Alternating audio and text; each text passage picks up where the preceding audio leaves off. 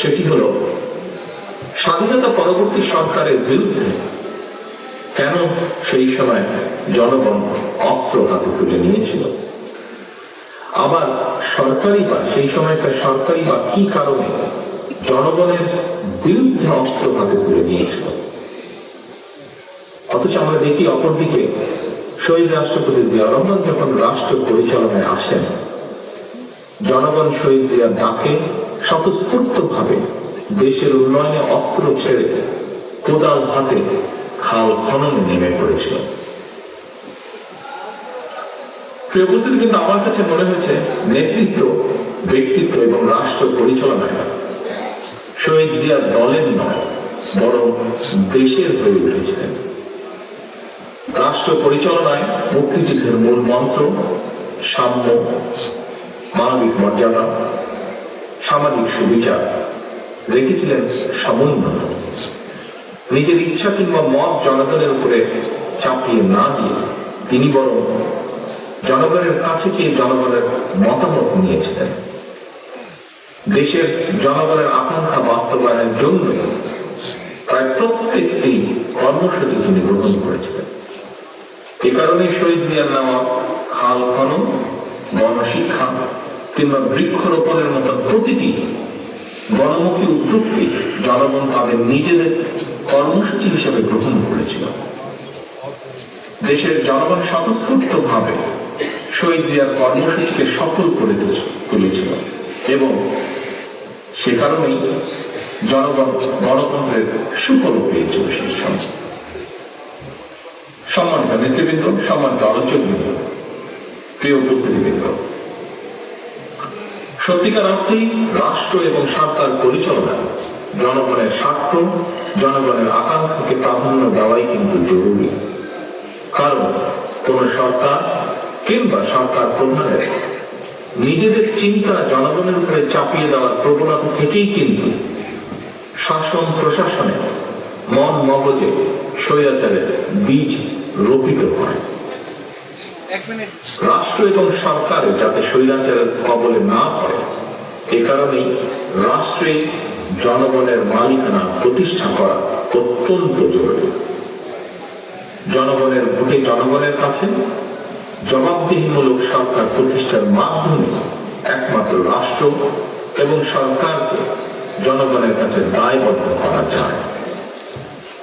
সম্মানিত সভাপতি, হাজারো শহীদের রক্তস্নাত বাংলাদেশে দীর্ঘ ১.৫ দশকের ফ্যাসিবাদী শাসনের পতন হয়েছে।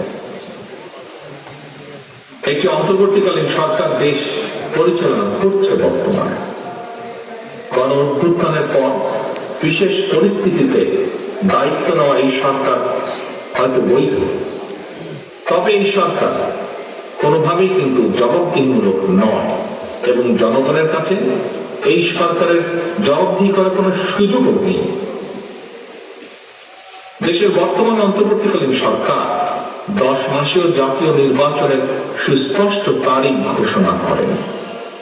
ফলে রাষ্ট্র এবং রাজনীতিতে এক ধরনের অনিশ্চয়তা সৃষ্টি হয়েছে এবং এই অনিশ্চয়তা সৃষ্টি হওয়ার কারণে আমরা যদি খেয়াল করি, দেশে অর্থনৈতিক কর্মকাণ্ড বলা যায় প্রায় স্থবির হয়ে পড়েছে। জনগণের ভোটে নির্দিষ্ট মেয়াদের একটি স্থিতিশীল সরকার না থাকায় দেশে কাঙ্ক্ষিত বিনিয়োগ হচ্ছে না।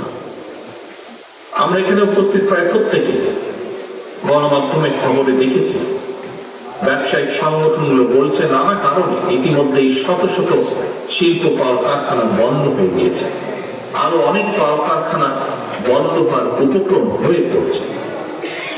বিভিন্ন সেক্টরে এ ধরনের অস্থিরতা বিরাজ করছে।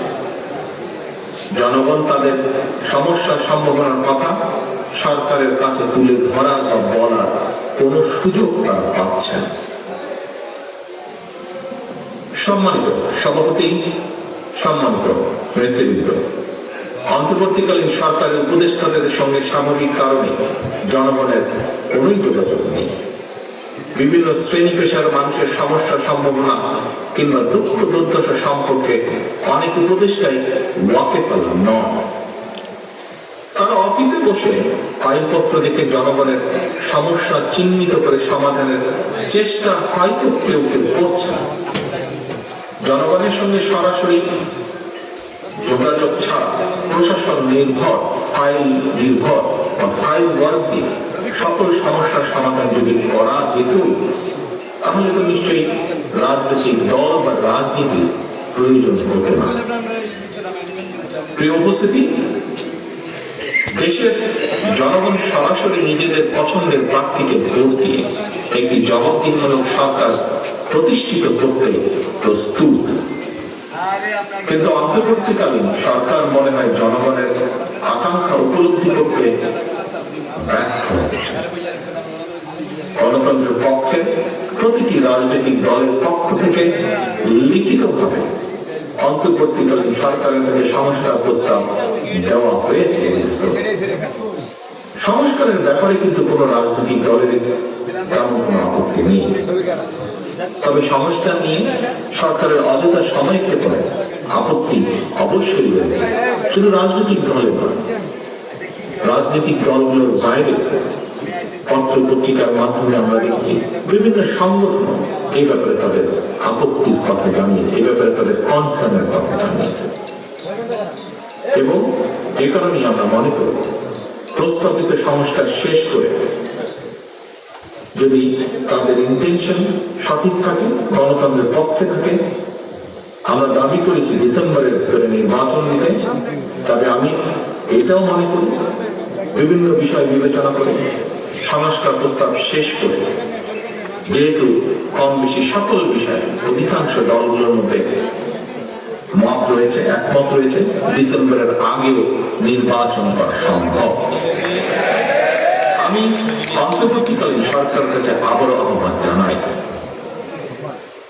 জনগণের আকাঙ্ক্ষাকে ধারণ করুন, অবিলম্বে ডিসেম্বরের মধ্যে সুনির্দিষ্ট দিনক্ষণ দিয়ে জাতীয় নির্বাচনের তারিখ ঘোষণা করুন।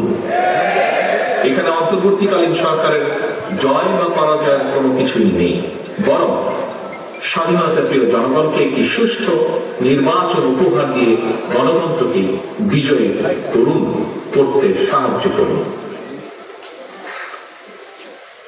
পরিশেষে আজকে এখানে উপস্থিত বিএনপির নেতা কর্মী সহ আপনারা যারা উপস্থিত আছেন, আপনাদেরকে এবং আপনাদের মাধ্যমে বিভিন্নভাবে বিএনপির সর্বস্তরের নেতৃত্বের প্রতি দৃষ্টি আকর্ষণ করে বলতে চাই, স্বাধীনতার ঘোষক শহীদ জিয়ার রাষ্ট্র চিন্তা থেকে প্রতিটি রাজনৈতিক নেতৃত্বের জন্য একটি বার্তা আছে।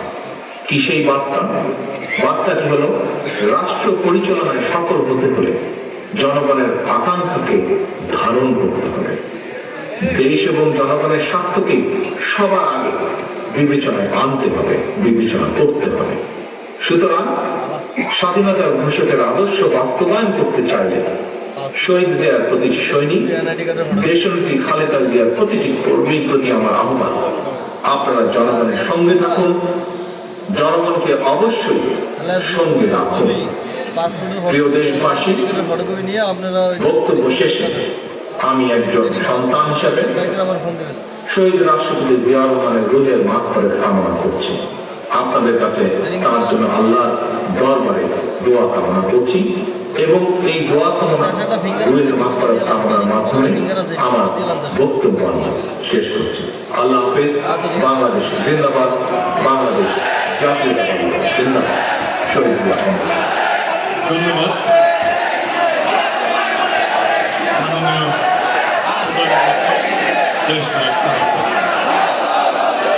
এই পর্যায়ে